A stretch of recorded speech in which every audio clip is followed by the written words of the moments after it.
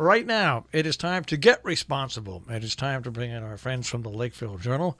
This week in the Lakeville Journal, we have Cynthia Hoswider in the studio. Good morning, Cynthia. Good morning. Are you really all alone? You're solo today? Far as I can tell. Oh, okay. All right. Well, you're not solo because I do believe, Janet, is that you? Yeah. There we go. Good morning. Good morning. Reliable. Well, we'll try to be responsible today. That's right. Highly Make it a goal. responsible. Not me. Highly responsible. Forget it. Highly. Cynthia, you're Step by excused. step. Yeah. The rest of you take that on. Now, when I got the paper and I looked at the great picture from the Falls Village Food and Truck Fest, I said to myself, there's going to be a bunch of climate people that are very upset. But folks, That's pretty black smoke, right? well, it's a diesel engine, and it's pulling a sled. Yeah. Now, what I want to explain to folks, like who don't like horse racing, because these trucks are out there anyways, and the tractors are out there anyways, and they do these tractor pulls. It's just part of Americana, so, and it doesn't happen every single day. So. Well, and that's what this Truck Fest is all about. Yeah. If you go to the Truck Fest, that's what you see. Yeah. That's if you that's take part- a picture, that's what it is. that's part of the and deal, This is so. the fun part for these guys who drive these trucks. And it's fun. And it's also a big fundraiser. It is. Yeah. So you know what? Just relax. Don't send in any letters about it because we all know. You can, I know. and that's fine. But they certainly It's a great had pic- a lot of fun doing That this. is a and great- rose money for a good cause. But it's a great picture. If you're gonna, It is. If you're gonna advertise a truck pull, Yeah, that is it. And, having, when it was over in Canaan, I worked with the chamber over there and sold tickets. And, boy, sitting next to those trucks, that is it. That's what you see all day long. I first time I ever was asked to do a tractor and truck pull many years ago. I donated my time. I didn't realize that it was going to be a 6.5 I know, hour day. yeah. But it was a lot. But it was a lot of fun. People really and the love guys it. are super nice. It's kind of like going to Lime Rock in a different way. It really is. So It's like anyways. Lime Rock mixed together with the Goshen Fair. That's right. Yes, exactly. All right. And the photos are by Tom Brown, who does an exquisite job and really gives you a different angle on all these things that, we can all shoot them clearly, but Tom just adds a little extra layer of art. And so I'll be posting some additional photos from the truck pull and the skillet throw, which we couldn't get the results of, but very funny, and we'll post those on Instagram today. All right, and a nice climate notebook by Amanda Freund, who got to ask a question of Mayor Pete on CNN. We think of these young people as, we all remember them when they were young, but Amanda's, she's an adult now, and she and her generation are really taking over and doing amazing things at Freund's Farm in East Canaan, and she was invited along with a very small select group to ask questions at a town hall style meeting on CNN with Mayor Pete, and wrote a really great description of it for us. It would have been great if she got Bernie Sanders. I wrote the book. Yeah. A really sad story that we reported earlier this week, and I think people don't realize an equestrian died while a horse fell on them while riding in Wingdale. She was an exceptionally good writer, too. She was not just somebody out and didn't know what she was doing. Christopher Reeves, also an Right. exceptional writer. Sometimes it just happens. People are doing the sport that they like. She was working, too. Yeah, that's it. She wasn't even just playing No. around. She was at work. But that's and it's a sad story and it's a horrible story. But just take everything in context. It really, Right. So, 23-year-old woman who had been at UConn, was the captain of the equestrian team for 2 years in a row, had gone to England and studied animal rehabilitation, was working at a farm in Wingdale where they actually do some horse rehabilitation. And for reasons that nobody quite knows, the horse reared up through her and then rolled over on her, and she died more or less instantly. It's just a sad story. Very Real sad. story. The story, which takes up a lot of the front page on the right side, billions lost each year in scams on the elderly. Salisbury Bank and Trust does a lot of these interesting workshops, and we try to list them when we can in the paper so that people know to go to them. But you can also, check the bank's website. But great, really interesting talk by Stacey Curtis from the North Canaan branch about something that I think that you probably see this too. I'm always surprised by the number of people who say, somebody called me up and said that I needed to buy gift cards for my niece online, so I did it, and then something weird happened. Or who say, like, my friend called me from Nairobi, Africa, and said they needed money to get home, and so I wired them the money. So this is a reminder that that you should be really cautious and make a couple phone calls before you give anybody any of your personal information or wire anybody any money. And as Stacy points out, once you wire money, there's nothing that can be done to stop it. You can stop a check, but you can't stop a wire. It's the scams that are out there are absolutely amazing, and with an aging population, more and more they're successful because as you get older, you're not quite as on top of these things. I can tell you that myself. It's just it's just the way it is. So right. And, one of the things they point out is that when you're home and you're alone all the time, my ex-husband used to do this. When people would call up to sell stuff, he'd keep them on the phone for half an hour because he was bored and he was trying to avoid writing. So you have to be careful. We had a very nice lawyer in our office yesterday named Michael Abram, who's been advising us on some stuff, and, in terms of our coverage. And he was saying, you really shouldn't even pick up the phone because sometimes they just capture your voice and then they can use that to scam people. So be really cautious about anything from anybody you don't know. All right. Nice story about rural transportation as well. These two very optimistic young people want to start a group called Wheels of Opportunity. They're trying to get all of their paperwork and everything in hand, and they're trying to correct a problem that, as we all know, is enormous around here, which is if you don't have a car, you can't work and you can't go to school, really.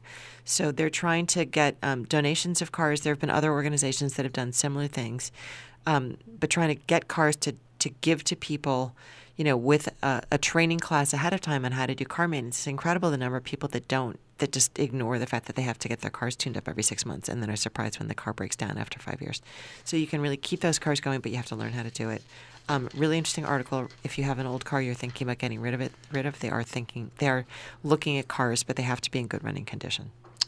I want to go to a picture on the inside on the regional page, and I actually saw a clear picture of this. John Brett's picture of the hornet's nest. Of the hornet's nest. I forget how he put it though. Kind of like empty lodging for the fall. Yeah. But you see these hornet's nests, and they really are. Even though I'm deadly afraid of them. As you bees. should be. Yeah. Because I was stung by a white-faced hornet, a bunch of them when I was a kid. Oof. Well, no, I was a fat kid, and my brother decided to throw a rock at a white hornet's nest, and I ran the slowest, and they got to me. You should read the article because it does talk about they're pretty placid for the most part, but if they sting you, it's bad. Yeah, I got three in the back, and.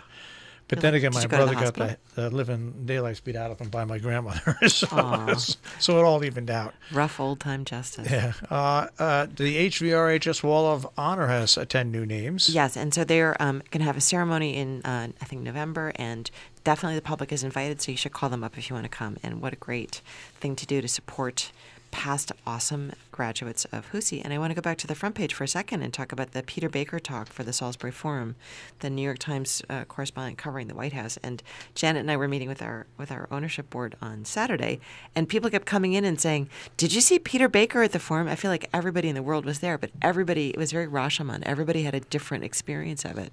So Patrick writes about people kept saying, he didn't talk at all. So he did talk some. He just didn't talk a ton.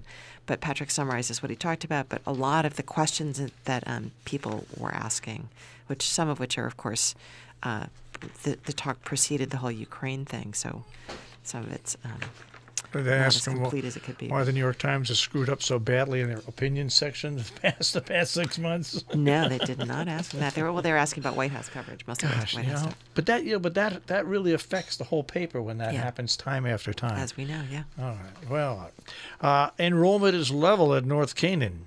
And interestingly, my reporter came back and said, "Oh, they have great enrollment at North Canaan this year. They've got 200, whatever the number was, 251 or something." And so I said, "Oh, that's interesting." And so then I went back and I got the numbers from the last 5 years, and it's actually the lowest it's been.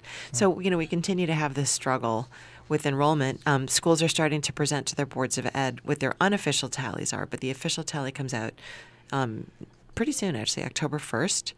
And that number, the October 1st number, will be the number they use for the budgets for the next year. But I would say any schools that are saying our enrollment's great, you should definitely check the past couple of years. Right below that, tough funding choices ahead for Kent Center School. Yeah, some pretty lively. So Kent really has turned out to be like the rebel army in Region 1. We think of Falls Village as always being the town where they're questioning everything, challenging everything at the regional school level, and Kent really has joined them. And they were the two towns that voted not to extend by 2 years Superintendent Pam Vogel's contract, although there were enough votes without them, even though Kent is, one of the bigger schools, one of the three biggest schools. But there was some, at this time of year, the schools are reporting their fund overflow last year. So, they fight so hard to get these budgets through, but they had an extra $58,000 in Kent, and they were like, we're going to buy a school bus, which is not technically what they're supposed to do. They're technically supposed to put it back. But there was another school, I think that maybe even Canaan, I think had like 123 extra dollars left at the end of the year, and you think, boy, it would have been a lot easier to pass your budget if you had just left that $100,000 off. But yeah, no, it's what do I know about budgets? This was kind of the Shire Conn. Really impressive thing, Yeah. this guy. So this guy called Tom Wilson keeps showing up at our office, and he's not really what you think of when you think of these fantasy games. He's a super smart, super business-like guy, and he just loves fantasy and role-play games, not the electronic kind, but the kind with dice and your imagination and a pencil. And this is the second year in a row he organized a big Shire Con at the Center on Main. And you can see from Tom Brown's excellent photo, like those four guys standing up, they are the game masters, very actively engaged with the people sitting at their tables. And they're running these games in a very interesting, creative. Some of these games go on, started last year and were continued this year. Very engaged, the people that were playing them. All right. And the Kent Quiz Night is always a big night in town, and it was again this year.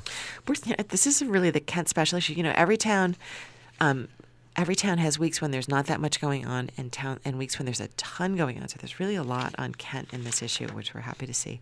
So the quiz night, something everybody looks forward to. It used to be sort of a pub-style quiz night. People come in costume. That was very popular. Now the Kent Memorial Library is doing it at the firehouse, and it's packed. And they had, I think, 88. How many teams do they have? The number 45 teams with really funny names, and people around here love trivia. So it was a great night for a fundraiser, but a really fun night for everybody that came. And then at the other end, not trivial, the Reverend Roger White has retired from St. Andrew's Church in Kent. So beloved. The things that people said about him really made you feel like, wow, what an amazing, how lucky they were to have this guy in their town. And right next to that, another fundraiser for the building in North Canaan with the roast pork dinner for the roof at the Pilgrim House coming up on the 20th. The Pilgrim House does a lot of stuff, including the Thanksgiving community dinner. There's a lot of fundraisers and things that go on there. So roast pork dinner is getting to be that time of year when we have wintry meals. I get the details in the paper. And you have the story on Salisbury, a lot of car pedestrian accidents. A lot. Actually, I'm going to let Janet talk about this one because, obviously two people who are very close to the paper, Tom Shackman and John Pogue, were involved in very bad incidents. But we've got a letter to the editor. And, having said I'm going to let Janet talk about this, I'll just quickly say Curtis Rand had emailed, and, people keep saying, why aren't they doing this? Why aren't they doing that? So this is Curtis's opportunity to say, actually, we have tried that, and here's why it doesn't work. But, Janet, do you want to talk about that? Well, I'll talk about it when we get to the editorial page, because that's what our editorial is about as well. And it's not the first time that we've editorialized about this, but Curtis has been talking about this for quite some time, and he did bring out the pushback he's gotten from the state on different measures that certainly feel right. They seem as if they are things that could be done to make the center of Salisbury safer. And so, right on this page, Cynthia has given him the opportunity to talk about it and ask him questions, and then we editorialize about it too. It's not only up to the town. I live right up the road from Salisbury, and when I come down and I come through town, people have got to learn to stay in the crosswalks and not cross other places. Yeah, not pop in out town. from between the cars. That's really true. That's why right. the bump outs were put in there. The bump outs make you visible when you stand there, and and people know that. It's there's a bunch of problems there, but one of them is people just have to walk to the crosswalk and cross over there. And people have to also remember that there are people from out of town who don't get that they have to stop for the crosswalk. So if you're just like, well, it's my right, and you step out, not to say that was what happened in any of these incidents. And in fact, I believe Tom Shackman was in the crosswalk, and that was still a but it's just it's a combination of paying attention and cracking down, having a state policeman there when somebody goes through town and they're going too fast or they don't stop for pedestrians, ticket them. You've got the story there about Al Fresco closing in Sharon this past weekend. It's interesting when you think about the old coffee shop that was there forever, and we all kind of took it for granted. But they've tried many iterations of restaurants in that spot, and everybody seems to struggle. And people in Sharon really want to have a restaurant there.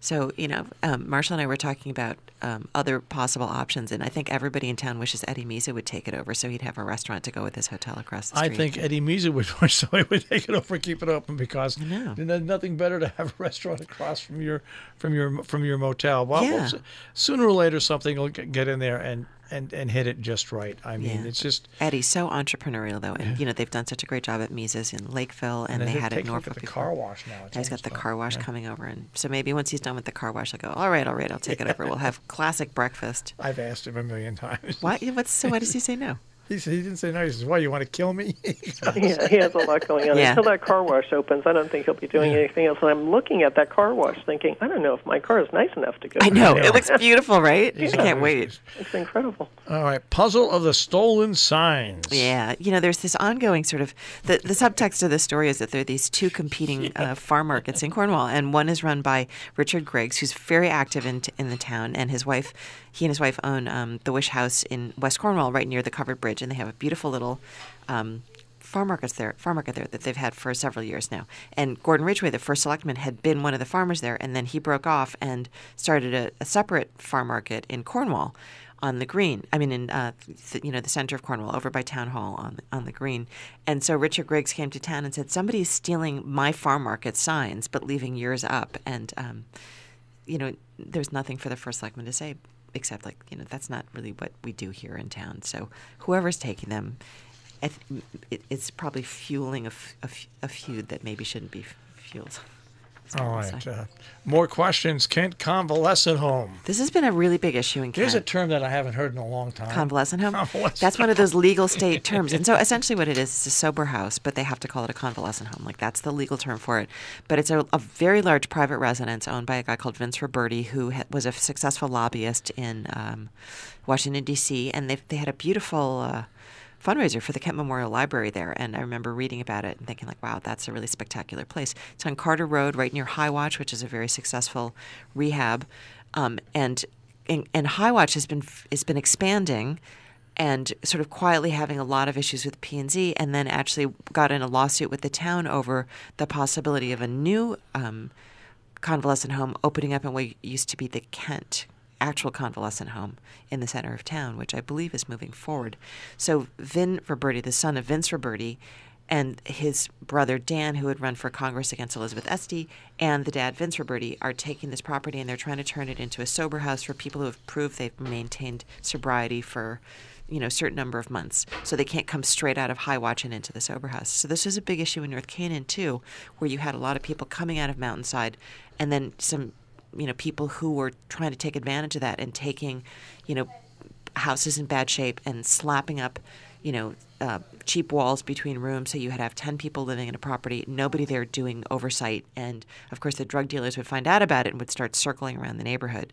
So this was a huge problem in North Canaan, and there are a lot of complexities with the zoning on that. And so in Kent, they're trying to make sure that that's not going to be what this situation is. It sounds like the Roberti family is really, putting a lot of serious thought into this, so we'll see what happens with it. It's ongoing. Well, we only have about 4.5 minutes left. I want to go over to the editorial. State needs to take a second look at the highway safety in Salisbury.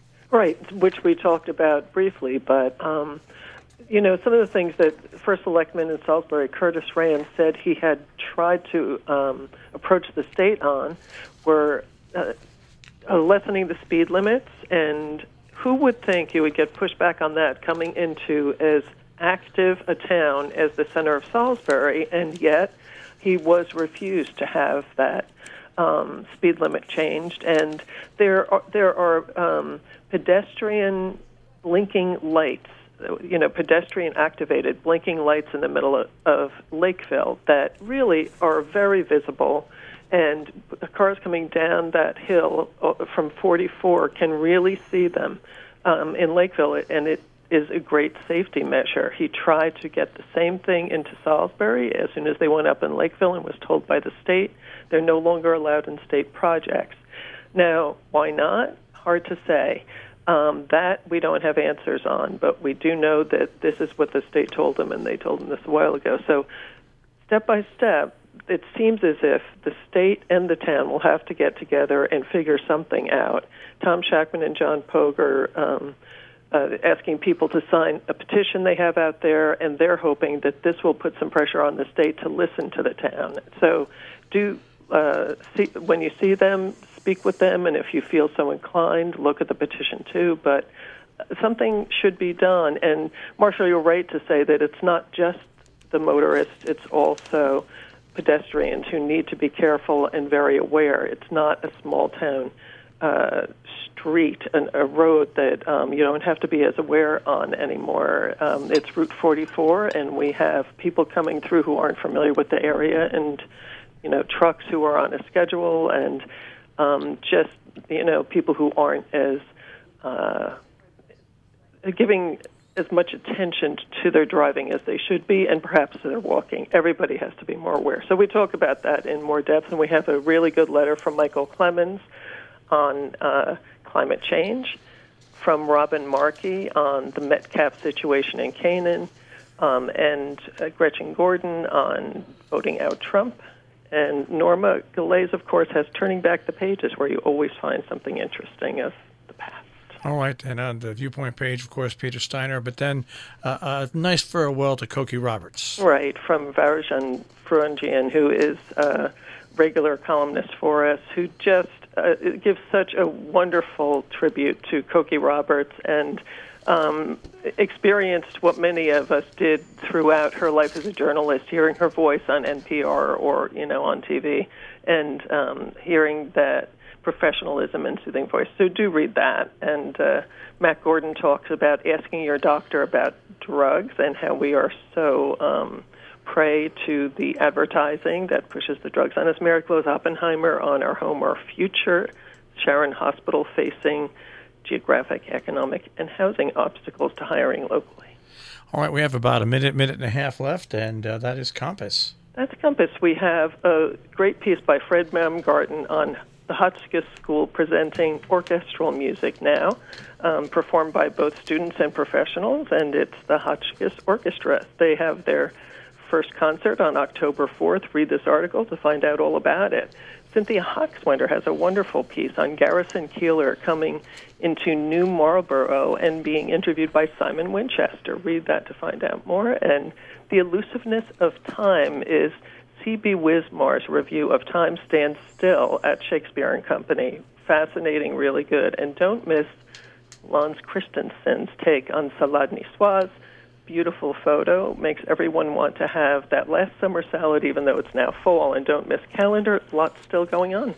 And the real estate section this week. Yeah, we have Tri-Corner Real Estate, lots of properties to look at, all price ranges. Really interesting to see what's happening around here with real estate. Very important to our economy, so take a look. Just some of the stories in the Lakeville Journal and Millerton News, by the way. TricornerNews.com, also on Facebook and Instagram, and on your newsstands as well. We'll speak to you guys next week. Thank you so much. Thanks. That is This Week in the Lakeville Journal here on Robin Hood Radio.